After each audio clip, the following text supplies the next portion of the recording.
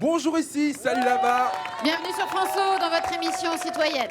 Merci d'ailleurs pour votre fidélité à Flash Talk, puisque c'est de cette émission qu'il s'agit. Vous la connaissez par cœur. Vous savez que c'est un véritable forum posé au milieu de la ville et de ses habitants. Aujourd'hui, nous sommes à Paris, place de la République. On va se poser cette question. Ici, faut-il arrêter de manger de la viande? Oui, on mange trop de viande. C'est mauvais pour notre santé et pour la planète. Le dernier rapport du GIEC, ce groupe d'experts internationaux sur le climat, l'a dit clairement cet été. Il faut changer nos habitudes alimentaires. Alors, est-ce que vous êtes prêts à abandonner la viande? Flash Talk, c'est votre émission, vous le savez. C'est vous, aujourd'hui, qui allez faire ce débat. Vous faites le débat autour de ce tapis, mais aussi derrière vos écrans, avec le hashtag Flash Talk sur Twitter. C'est aussi la seule émission, les amis, qui est intégralement filmée au téléphone portable. D'ailleurs, qui a envie de filmer cette émission, s'il vous plaît? Qui veut filmer? Madame qui est là. On se pose la question aujourd'hui, hein. Faut-il arrêter de manger de la viande, c'est ça? Je te passe le portable, c'est quoi ton prénom? Claire Massia. Claire, où est-ce que tu vis, toi? Je vis à 7. Je te pose la question, faut-il arrêter de manger de la viande? T'en es où, toi? Personnellement, je suis née en Afrique et dans mon ethnie, on ne mange pas de viande. Où ça, en Afrique? Ma mère est éthiopienne, mon père est zanzibarien et je suis née en Angola. J'ai été élevée par ma grand-mère qui ne mange pas du tout de viande, qui suit le même régime que moi. Et donc, c'est en France que j'ai découvert la viande. Et c'est vrai que je me suis rendu compte qu'en revenant à ma source, mon cerveau se portait mieux et que j'avais plus d'énergie. T'avais l'impression que, justement, la viande qui devait te donner de l'énergie te prenait de l'énergie finalement. Exactement. Et je pense que c'est en privilégiant plus les légumes et surtout le calcium qu'on retrouve vraiment son énergie. Et surtout, il faut bien dormir et beaucoup boire de l'eau. C'était les conseils de Dr Claire qui était juste avec nous sur le plateau. T'es en forme là? Très bien. Tu peux filmer l'émission alors? Alors bienvenue dans Flash Talk. Alors, qui veut filmer cette émission? Madame, vous avez levé la main également. Bonjour, comment vous vous appelez? Josette. Josette? Oui. Vous mangez de la viande, Josette? Oui. Oui. Oui. Tous les jours? Ouais. Non, pas tous les jours. Beaucoup moins que dans le temps. Ça nous arrivait d'en manger beaucoup. Maintenant, c'est beaucoup moins. Pourquoi? Pour des raisons de santé, pareil. Mais bon, il nous en faut quand même. Nous, mon médecin m'a dit qu'il ne faut pas arrêter parce qu'il y a du fer dedans. Et quand on prend de l'âge, on perd le fer. Pour la planète aussi ou pas? Non. Essentiellement pour des raisons de santé. Ok, Josette, mais vous avez le droit de dire ce que vous voulez. Sonia, C'est Flash pardon, Talk. je me suis mis juste Oui. derrière toi parce que Qu'est-ce je qu'il y a? crois que le monsieur à côté c'est le mari. Il croise les bras comme ça, c'est quoi le prénom? Jean-Luc. Jean-Luc, qu'est-ce qui mange moins de viande alors aussi? Ah non, moi je suis cuisinier, monsieur. Alors, Ah, bah alors qu'est-ce que ça veut dire je cuisine? Ça veut dire que j'en mange encore plus? j'adore la viande, oui. Et j'en mange tout le temps, oui. Ça fait des batailles à la maison ça du coup? Non, jamais, non. Chacun fait ce qu'il veut, hein, quand même. Ah, bah on va parler de tout ça évidemment pendant cette session de Flash Talk, ma chère Oui, Sonia. c'est en fait, nous mangeons de moins en moins de viande, en tout cas en France, parce que c'est pas le cas évidemment sur l'ensemble de la planète. Avant de poursuivre ce débat, un petit tour d'horizon chiffré de la question, c'est le Data Flash de Juliette Jean. Chaque année, nous mangeons 90 kilos par personne de bœuf, porc ou volaille. Pour satisfaire nos estomacs, 2000 animaux sont tués chaque seconde dans le monde. La production de viande est aujourd'hui près de 5 fois supérieure à celle du début des années 60. Cette hausse spectaculaire s'explique par le fait qu'il y ait beaucoup plus de personnes à nourrir. Les conséquences sur l'environnement sont dramatiques. En élevage industriel, la production d'1 kilo de bœuf absorbe 13 500 litres d'eau et contribue à la déforestation. 91% des terres récupérées dans la forêt amazonienne servent au bétail. Ajoutez à cela les émissions de CO2 astronomiques émises par l'élevage. Cette prise de conscience environnementale et les conséquences de la viande sur la santé ont permis de faire baisser la consommation carnée de 12% en 10 ans en France. Mais elle reste dans l'ensemble très présente dans nos repas. Faut-il éradiquer la viande de nos assiettes ?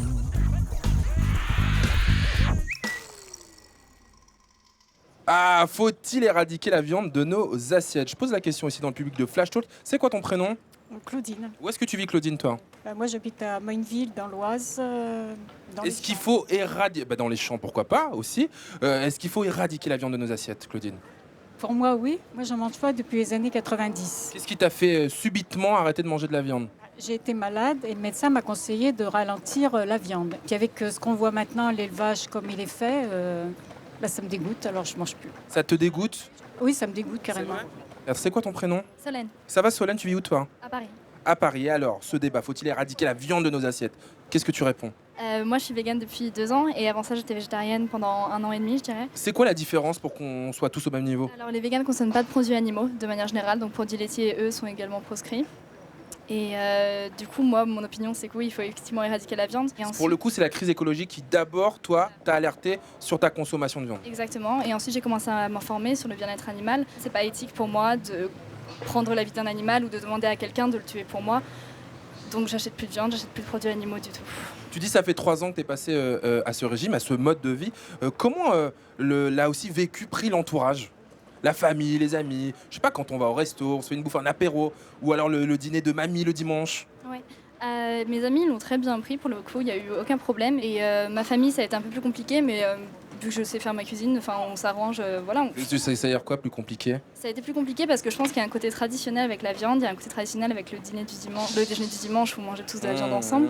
Mais malgré tout, je pense qu'on arrive à s'arranger puisque je fais ma cuisine, je leur fais goûter des choses et non, on s'entend plutôt bien avec ça maintenant. Merci pour ce témoignage. Ici, place de la République pour Flash Talk. Et moi, je me trouve aux côtés de Gabriel Tavoularis. Bonjour Gabriel, vous êtes directeur d'études et de recherche au CREDOC, le centre de recherche pour l'étude et l'observation des conditions de vie. Alors, j'ai lu que 99% des Français mangent de la viande. On a beau avoir une baisse de la consommation, les habitudes sont quand même solidement ancrées. On est des bons carnivores, nous, Français. Oui, tout à fait, on est des bons carnivores. Alors, on était à 100% de carnivores il y a quelques années. On est à 1% de végétariens, 1, 2, 3, 4, selon les instituts, selon les sondages. On a quand même des Français qui sont carnivores, qui, malgré tout, depuis une vingtaine, une trentaine d'années, consomment moins de viande au quotidien. Donc c'est vraiment la quantité qui a baissé ces dernières années. Qui sont ces Français qui ont baissé leur consommation de viande? Alors, quand on regarde dans le détail, les ouvriers ont particulièrement baissé leur consommation de viande, 19-20% de baisse en 10 ans. Est-ce qu'on sait pourquoi? On sait pourquoi, parce que alors il y a des raisons économiques, davantage économiques pour ces populations-là, mais quand on regarde de l'autre côté, vous avez les cadres, les fameux CSP+, qui eux aussi ont baissé énormément leur consommation de viande. Mais pas pour des raisons économiques. Pas pour des raisons économiques. On a de plus en plus de consommateurs qui considèrent aujourd'hui consommer trop de viande et finalement se disent pour ma santé, pour la planète, pour tout un tas de raisons, eh bien, je vais décider de manger moins de viande. On se balade aussi place de la République et justement, regardez, je suis interpellé par cette petite veste de cuisinier. C'est quoi ton prénom? Mathieu. Mathieu, tu cuisines? Alors, je me trompe pas, hein? Oui. Tu sais quoi ton poste? Seconde cuisine. Seconde cuisine et pas très loin alors, place de la République, j'imagine que c'est sur un resto ici? Absolument. Ok, alors il était un peu intéressé, regardez un peu ce qui se passait. On est sur un débat sur la viande. Faut-il éradiquer la viande de nos assiettes? Toi, en tant que professionnel, qu'est-ce que t'en penses? Personnellement, je ne pense pas. Je pense que le tout, c'est une question de modération.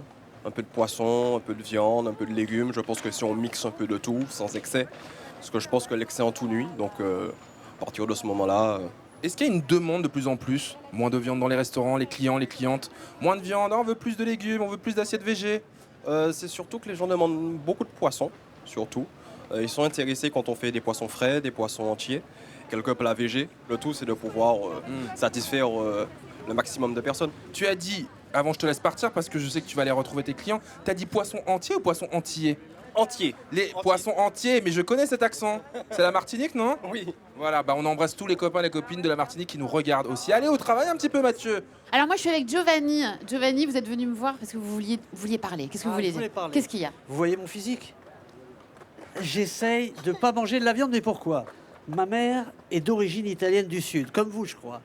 Et donc ça veut dire quoi? Elle est morte à 93 ans et je lui demandais, mais c'est quoi ton régime, maman? Elle me disait, presque jamais de viande. Mais aussi pourquoi? Elle m'a dit, elle avait connu la guerre, donc elle n'avait pas à manger de viande. Donc effectivement, par la force des choses, elle a substitué. Donc je mange très peu de viande, mais c'est pas du tout par effet snobisme, etc. C'est culturel. C'est culturel. Et c'est pour vivre aussi longtemps que ma mère. Voilà. Merci beaucoup, Giovanni. Vous Merci restez à vous. avec nous? Oui. C'est quoi ton prénom? Quentin. Ça va, Quentin, tu vis où toi? J'habite à Paris, là, depuis 1 an. À Paris. Tu m'accompagnes un petit peu jusque là-bas? On va aller voir Mickaël, notre cartooniste, qui suit l'émission depuis le départ, Mickaël, et qui évidemment répercute ça sur ses feuilles blanches. Mais quand même, camarade, qu'est-ce que tu avais envie de nous dire là sur ce débat? Alors moi je me pose pas vraiment la question d'arrêter ou pas parce que j'aime la viande. J'en mange tous les jours. On peut dire en quelque sorte que j'aime tellement la viande que je me vois pas arrêter. Mais je comprends tout à fait, on n'est pas là pour culpabiliser. Hein. Merci beaucoup en tout cas, merci d'avoir suivi le débat. Tu veux rajouter quelque chose? Non, c'est bon. Ok. Donc on va aller voir Mikaya, mais aussi suivre les tweets que vous nous envoyez sur le hashtag FlashTalk. Il y a par exemple Peter qui nous dit « Dis papa, pourquoi on déforeste en Amazonie pour les cultures de soja OGM destinées aux animaux d'élevage du monde entier, dont la France est aussi pour faire de l'élevage. On va pouvoir manger plus de viande, mais on aura du mal à respirer. » On va peut-être en parler, on a un éleveur aussi qui est avec nous. Comment ça va? Ah bah très bien, j'ai un petit creux. Ah bah évidemment, alors qu'est-ce qu'on décide? Eh bien, on peut en dire que question alimentation, il y a 2 poids 2 mesures. Et j'imagine une pauvre vache qui va être tuée par le boucher. Et la vache fait miaou. Et lui dit bien tenté, mais c'est raté. Je connais cette technique de dissimulation. Un autre dessin alors? Oui, alors là, peut-être un humour un peu plus saignant. Quelqu'un qui dit j'ai connu un végétarien qui, à la suite d'un AVC, a fini comme un légume, comme il a dû être heureux. Oh, le comble alors, c'est ça. Mikaya, je reviens te voir d'ici la fin de l'émission. Et évidemment, toujours au poste, Sonia. Alors moi je suis avec Nursultan. Nursultan, il était assis à une terrasse de café là, il a vu qu'il y avait un débat, il nous a rejoint. Merci de nous avoir rejoint Nursultan. D'où est-ce que vous venez? Je viens originairement du Kyrgyzstan, mais j'ai vécu en Lituanie pour 10 ans, pour 10 derniers ans. Donc je viens de m'installer à Paris. Vous venez de vous installer à Paris. Est-ce que vous mangez de la viande? Oui, et je pense que je consomme assez beaucoup de viande, 5 ou 6 fois par semaine, en moins d'avoir un plat qui consiste de viande. Pour vous, c'est difficile d'imaginer un repas sans viande? Exact, oui, en fait, parce que moi, je suis élevé au Kyrgyzstan depuis jeune âge. Et puis, dans notre culture, c'était soit du blé, soit des patates, ou aussi, comme nous sommes une culture nomade, c'était de la viande. Donc, moi, j'étais élevé comme ça. Et jusqu'à maintenant, ça m'est difficile de penser de manger ou de l'alimenter pour un longtemps sans viande. Et vous mangez quelle sorte de viande? Au Kyrgyzstan, on ne mange pas du porc, donc tout ce qui n'est pas porc. Voilà. Les viandes sauf le porc. Merci en tout cas d'être avec nous aujourd'hui. Quelqu'un qui ne mange pas de viande, je le vois à son t-shirt. C'est ce monsieur qui est à côté de moi, Guillaume Richard. Comment ça va, Guillaume? Super, merci. Tu fais partie de cette association qui s'appelle Vegan Impact. Le but, qu'est-ce que c'est? De sensibiliser les gens, de les éduquer sur ce que peut apporter le véganisme en termes de santé, en termes d'environnement et aussi en termes de tout simplement d'éthique animale. Et justement, comment est-ce que tu es devenu vegan? Alors moi c'est simple, en fait j'ai toujours considéré que j'étais contre la souffrance des animaux et à un moment donné j'ai voulu tout simplement aligner mes convictions à mes actions et quand j'ai compris que tuer un animal pour le manger n'est plus une nécessité aujourd'hui, en tout cas dans notre société à nous, ici, tout simplement je me suis dit si je tue les animaux maintenant c'est seulement pour le plaisir gustatif. Est-ce que le plaisir gustatif est plus important que la vie d'un animal? Je ne pense pas et donc j'ai fait le choix de devenir vegan. Une éthique, une philosophie? Une éthique générale, c'est-à-dire qu'on ne prend pas de cosmétiques testés sur les animaux, on ne va pas par exemple dans les delphinariums, on ne va pas dans les cirques qui utilisent des animaux, ça peut aussi passer par le ne pas porter de fourrure, de cuir, etc. Ne pas manger de viande. La protéine animale, mise en garde quand même des médecins, il faut remplacer ces protéines, protéines animales, par d'autres sources d'énergie. Hein. Alors, attention aux carences. Hein. Alors les carences en protéines, c'est un mythe chez nous. C'est un mythe chez vous. C'est un mythe dans nos sociétés à nous. Hein. La carence en protéines s'appelle le kwashiorkor. C'est une maladie qui s'appelle le kwashiorkor et c'est vraiment présent dans les pays vraiment sous-développés. Les seules carences qu'on peut avoir en étant végétalien, si on ne fait pas attention, c'est la B12 qui n'existe que chez les produits d'origine animale et non pas chez les produits d'origine végétale. Et donc il faut supplémenter. Après, la B12, c'est une vitamine. C'est une vitamine, exactement. C'est pas un plat dans un menu non. asiate, on est d'accord. On est d'accord, ouais. On est d'accord. Mais du coup, c'est très très simple au lieu de manger végétalien, dans notre société à nous évidemment. Il y a vraiment des recherches de saveurs en termes de qualité gustative, parce que des légumes, il en existe énormément, des fruits également, tout ce qui est graines, etc. Il y a vraiment beaucoup de choses à faire dans la gastronomie végétale. C'est quelque chose qui est en plein essor, qui commence juste. Et je pense que la gastronomie végétale a vraiment de belles années devant elle. Je sais qu'il y a un chef là autour du tapis, on ira le voir dans quelques instants. C'est quoi ton prénom? Salim. Où est-ce que tu vis, Salim, toi? À Paris. Ok. Et ça t'a fait réagir aussi les propos de Guillaume? Ouais, en fait, moi je pense que chacun est libre, il fait ce qu'il veut. Si quelqu'un il a envie de manger de la viande, il mange de la viande. C'est là envie de manger des légumes, il mange des légumes. En fait, lui, Guillaume, ça lui dérange. Si quelqu'un il mange de la viande, il est où le problème en fait? Ou ça lui dérange comment, tu vois? Ça le dérange, il disait, en termes de souffrance animale, d'éthique et puis aussi de crise écologique. Ouais, mais après, on vit une fois dans ce monde, tu vois, une fois, c'est tout. Donc, faut profiter à. On est en carpe diem du côté de. Faut profiter de la vie, il faut manger de la viande. On n'a pas le choix. Par exemple, tu sors d'une boîte et tu as faim. Quand tu sors de la boîte, tu as faim. Tu vas sortir chercher quelque chose à manger. Tu vas trouver quoi? McDo, Burger King, des kebabs, que de la viande. Donc, c'est bon, tu vois. Ah, il s'est laissé séduire par les propositions de la night. Merci beaucoup Célim en tout cas pour ce témoignage brut. Alors Étienne Gagneron est avec nous aujourd'hui et on le remercie. Vous êtes vice-président de la FNSEA et éleveur bio de vaches allaitantes depuis 22 ans dans le Cher. Comment vous réagissez à tout ce qui a été dit depuis le début ?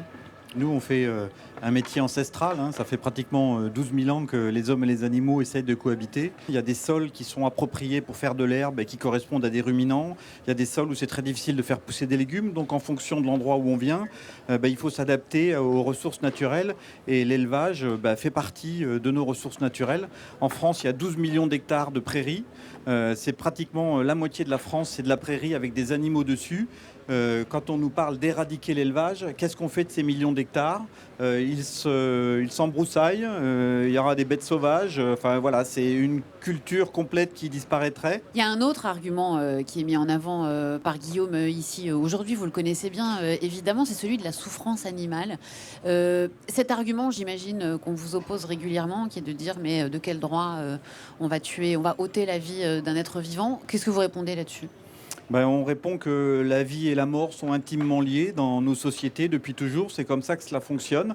Après, il faut considérer que dans la nature sauvage, les animaux se tuent entre eux, évidemment. Il y a toujours une fin au bout de la vie. Et que laisser des animaux sans les abattre, ça ne marche que dans les dessins animés. Parce qu'à l'état naturel, les animaux qui vieillissent dans d'atroces souffrances, il vaut mieux les abattre et les consommer. Parce que ça évite aussi le gaspillage et c'est aussi une alimentation durable. Et quand vous voyez cette jeunesse, une partie en tout cas de la jeunesse qui a baissé drastiquement sa consommation de viande, vous vous dites quoi? Vous vous dites, moi j'ai plus d'avenir en tant qu'éleveur si la tendance se poursuit? On voit bien aussi que la France, comme beaucoup de pays dans le monde, c'est fortement urbanisé. Donc on voit bien aussi que ça fait un peu partie d'une nouvelle culture urbaine. On s'est très éloigné du monde rural, on ne sait pas ce qui se passe dans les fermes, on ne comprend plus. Et donc il y a cette distance amène aussi cette culture sans élevage et sans viande.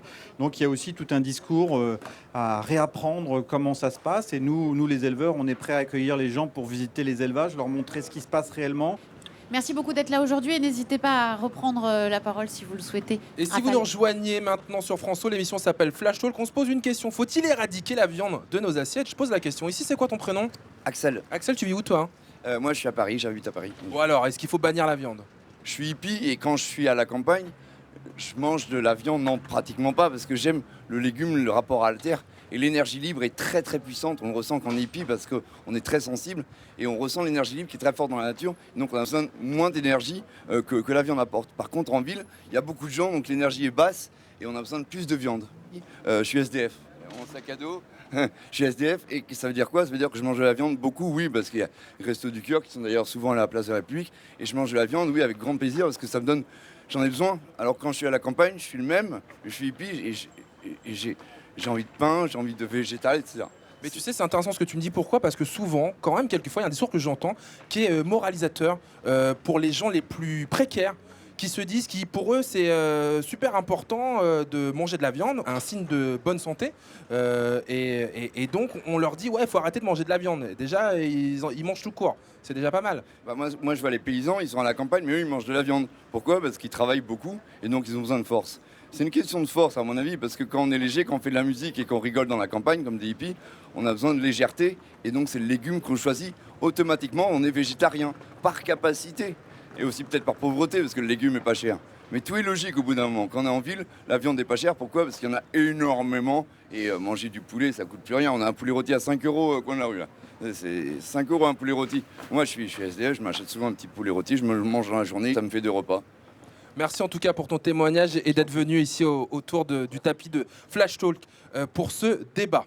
Rafale, je suis avec Gabriel Tavoularis, le directeur de recherche du Crédoc qui était avec nous au début de l'émission. Vous avez écouté depuis un peu les débats, vous vouliez réagir. Voilà, moi je voudrais revenir sur la question de la culture alimentaire.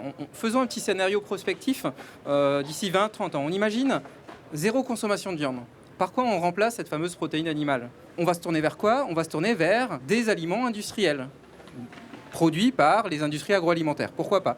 Donc avec des solutions qui sont en train de se développer actuellement. Il y a des millions qui sont en jeu aujourd'hui pour développer ces fameuses protéines végétales où on fait disparaître la viande et bien on la remplace par quelque chose qui est totalement artificiel. Donc c'est vrai que ça pose des questions sur notre culture alimentaire, sur qui on est en France et sur notre culture. Il y a des startups qui se sont développées ces dernières années et qui proposent de nous faire manger de la viande moléculaire, des steaks hachés fabriqués en éprouvettes. Est-ce que vous seriez prêt? Qui voudrait manger des steaks éprouvettes? Non. J'entends un nom de là-bas. C'est quoi ton prénom? Mon prénom? Prénom. Bah oui, ton prénom. Déjà, t'as un prénom un peu chelou, on va te le dire. Appelle-moi Monsieur B. Monsieur B est avec nous, autour du tapis de Flash Talk Place de la République. Est-ce que tu mangerais du steak éprouvette, toi? Du steak qui grand? J'aime le steak, la viande, tout ce qui est... Mais peut-être que tu le verrais pas dans ton assiette qu'il a été fait dans une éprouvette. Au goût, c'est comme le steak de soja. Au goût, ça va tout changer. Monsieur B était avec nous, vous pouvez l'applaudir, hein, parce qu'il est venu de loin, celui-ci. Hein. Une alternative qui est possible, on en parle de plus en plus, ma chère Sonia, c'est ça, regardez, des insectes. Ah bah, grosse source de protéines, les insectes aussi. On va faire goûter au public, vous allez me dire si vous... Qu'est-ce qu'on mange là, Marion? C'est des grillons grillés. C'est des grillons grillés, voilà. Est-ce qu'il y a des... On va goûter ensemble alors, on y va les filles. Ah bah alors vas-y, c'est quoi ton prénom toi? Fong. Bah Fong, vas-y, regarde. Petite pincée. Bon, mais si c'est bon, regarde, j'en mange avec toi. Ouvre la bouche. Allez, Fong, allez, on y va. Ok. Comment c'est? Ça croque un peu, c'est un peu épicé. Bah, ça croque et c'est épicé. Bah, goûte aussi, c'est quoi ton prénom, toi? Marie. Bah, Marie, alors. On en a vu d'autres, hein, Marie. C'est pas des grillés grillons, là.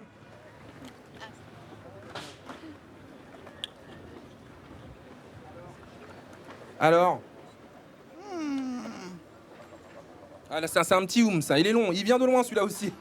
Tu aimes ou pas? C'est croquant. C'est croquant. Non mais quand même, les amis, on estime qu'en 2050, nous aurons besoin de 50% de plus de nourriture. Je voulais pas me tromper sur le chiffre. Pour assurer la survie des humains à l'échelle du globe. Voilà les sources de protéines du futur. Hein. Pourquoi pas? On veut goûter ici de ce côté-là? Oui, il y a Josh qui s'est approché. Josh, vous avez envie de goûter? Bah oui, j'ai envie de goûter. C'est pas mal en plus. C'est vraiment pas mal. C'est pas mauvais. Vous pourriez remplacer la viande par des grillons? Bien sûr que oui. Si pour survivre, je serais prêt à tout. Il faut s'adapter. Si on ne s'adapte pas, on meurt. Vous avez quel âge, Josh? 22 ans. Et voilà, la jeunesse. Alors là, les amis, je vais pas vous mentir, c'est un ami qui se trouve à côté de moi. On tourne Place de la République. Il a 2 établissements, dont un qui est juste ici. C'est Vincent Bocara. Comment ça va, Vincent? Ça va, merci. Et Vincent, attention, on peut le dire, l'année dernière, il a gagné le prix du meilleur burger français. Et mes amis, ça, on peut l'applaudir, s'il vous plaît. Hein. Bravo, Vincent. Comment ça va? Ça va, merci. Ouais. On est sur un débat, faut-il éradiquer la viande de nos assiettes? Alors toi, t'en sers de la viande? Moi, je suis restaurateur, donc je suis obligé d'avoir, entre guillemets, de la viande à mon menu. J'avais beaucoup de viande dans mes premières affaires. Et là, j'ai beaucoup de légumes, beaucoup de produits végétariens, beaucoup de tofu parce que je fais de la cuisine asiatique. Et j'ai carrément même twisté toute ma carte avec une option végétarienne. Et ouais, c'est pas mal. C'est vraiment bon. Merci pour ce témoignage, Vincent. Merci et bravo encore, hein, bravo. Hein. Et je suis avec Claire Massia qui acquiesce depuis tout à l'heure à ce qu'on entend. Oui, je suis africaine. Et c'est vrai que chez les Africains, lorsqu'on parle d'être végétarien, ils s'imaginent qu'on ne mange rien. Mais je rassure toute la communauté afro, on peut très bien manger de la tchoké, des bananes plantains, du riz avec la sauce et du poisson braisé. Enfin, je veux dire, ça change rien de l'alimentation habituelle. On peut très très bien manger, que ça ait du goût, que c'est épicé, voilà, avec de la sauce et voilà. Guillaume, vous vouliez rajouter quelque chose aussi? Ouais, alors j'ai entendu beaucoup de choses depuis tout à l'heure, donc ça va être dur de revenir sur tout, mais je pense que ça vient d'une espèce de mythe que les protéines animales sont indispensables pour l'être humain. Remplacer les protéines animales ne veut pas forcément dire consommer de la viande de synthèse ou des choses comme ça. Les protéines végétales dans les pays justement les plus pauvres, c'est pas qu'ils mangent de la viande de synthèse ou des choses comme ça. C'est les légumineuses, Quoi, les pois chiches, les lentilles, les haricots les rouges. légumineuses, etc. C'est pas forcément des produits ultra transformés pour se nourrir de protéines. Donc voilà, après, il ne faut pas accuser le végétalisme d'encourager tout d'un coup une espèce de consommation vers des produits ultra transformés. Le végétalisme n'est pas tout d'un coup le fait de consommer des produits chimiques pour remplacer les produits carnés. Sonia, ici, place de la République, je vous lis encore quelques tweets en allant rejoindre mon camarade Mikaya à la régie. Barbara Clémentine nous dit « Ça fait 3 mois que j'ai arrêté les protéines animales. J'essaye de compenser avec des protéines végétales. Mais bon, l'anti-boulgour, on a vite fait le tour. » Et enfin, ce tweet de Jean-Philippe54 qui nous dit « Un dimanche sans barbecue, c'est un dimanche raté. Griller des poivrons, merci, mais non merci. » Mikaya, les poivrons, on aime ça quand même? On adore ça. Oh, on adore ça. Alors, c'est des saints. On a parlé beaucoup d'alimentation et de souffrance. Et j'imagine quelqu'un qui dit qui parlera de la souffrance du kebab au fond des villes avec le kebab qui dit auto. Il y a trop de mouches. Situation de 4 h du matin. Et puis pour finir, quand même, pour rappeler la relativité des choses, j'ai dessiné un petit yéménite qui a la question de faut-il arrêter de manger de la viande dit c'est honteux. Je me suis jamais posé la question. Et voilà, c'est le problème avec ces dessinateurs engagés. Ils nous ramènent toujours à la dure réalité des choses. Merci beaucoup d'avoir été avec nous aujourd'hui. Merci à tous d'avoir participé à ce débat. L'émission s'arrête ici, mais pas sur les réseaux sociaux avec le hashtag FlashTalk. Ça continue le débat. Il y a par exemple Lexi qui nous dit sur la souffrance animale, l'abattage propre, c'est possible. Pas besoin d'éradiquer la viande, mais de mieux contrôler les conditions de vie et de mort des animaux. Merci à tous. On se retrouve très vite sur France O pour de nouveaux débats citoyens. Salut! À bientôt. Merci tout le monde. Merci beaucoup. Merci tout le monde. Merci.